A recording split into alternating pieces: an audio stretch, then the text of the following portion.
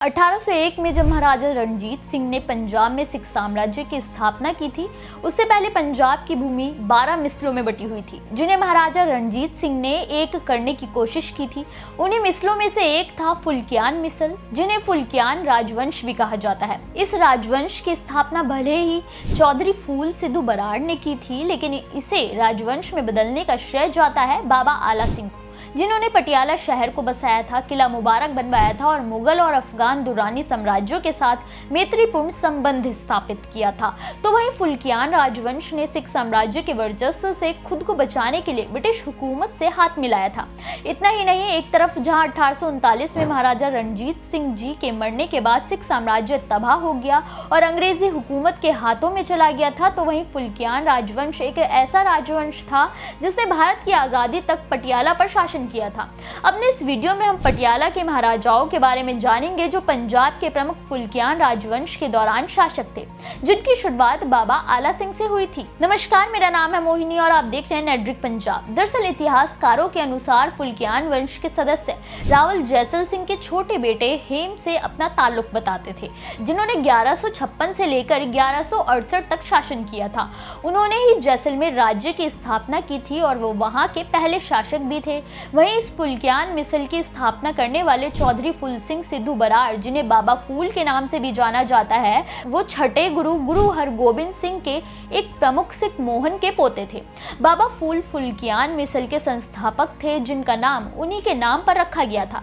आगे जाकर मुगलों ने बाबा फूल को चौधरी की आधिकारिक उपाधि दे दी और वो मुगलों के सहायक सरदार भी बने, यानी कि फुल्कियान राजवंश ने अन्य सिखों की तरह मुगलों से दुश्मनी नहीं मोली, बल्कि उनके साथ चले थे। जब बाबा आला सिंह ने 1773 में फुल्कियान राजवंश की स्थापना की थी, तब उसके 2 साल बाद ही 7 अगस्त 1765 को उनकी मौत हो गई थी, जिसके बाद उनके जीवित बचे पोते अमर सिंह को फुल्कियान साम्राज्य की गद्दी सौंपी गई। क्योंकि बाबा आला सिंह के 3 बेटों की पहले ही मौत हो चुकी थी, अमर सिंह को पहला राजसी प्रतीक दिया गया था, जिसके बाद पटियाला राज्य एक स्वतंत्र राज्य के रूप में 1809 तक राज करता रहा था।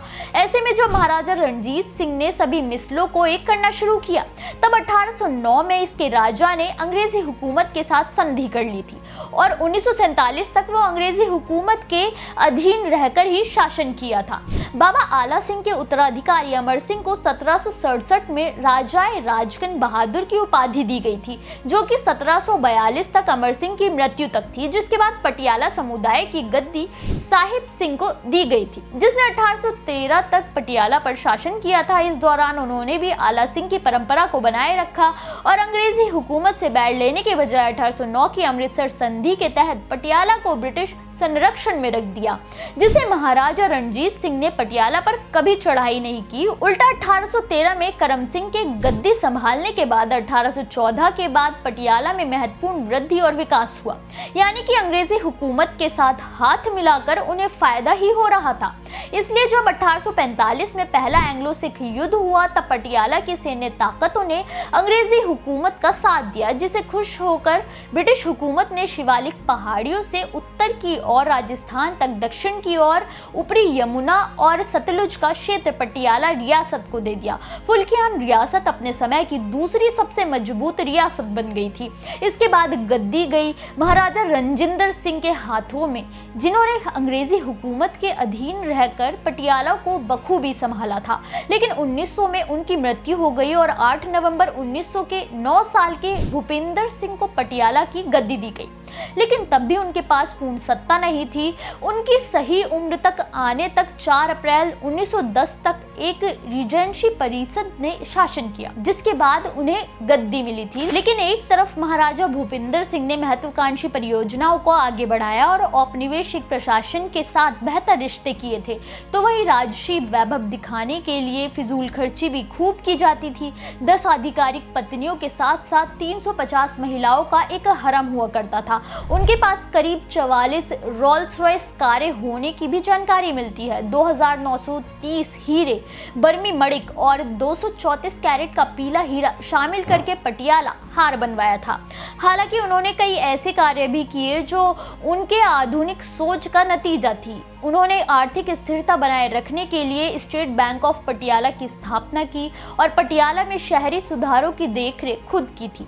वो बेहतर खिलाड़ी भी थे और उन्होंने रणजी ट्रॉफी को शुरू करने के लिए $500 दिए थे।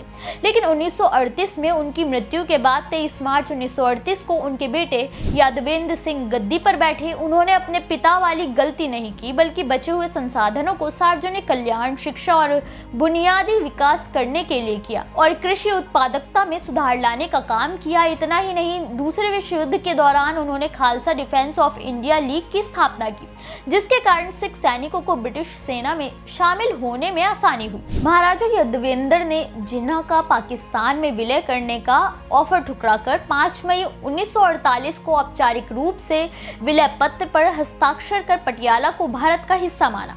भारत सरकार ने भी उन्हें 1948 से 1956 तक PEPSU के राज प्रमुख नियुक्त कर दिया गया था, जिसके बाद उन्होंने विस्थापित सिखों को फिर से बसाने के लिए काम किया था, जिसके बाद पटियाला पूर्ण रूप से भारत का हिस्सा हो गया और ऐसे फुल्कियान राजवंश की सत्ता समाप्त हुई थी। आपको ये जानकारी कैसी लगी, हमें कमेंट करके जरूर बताएं।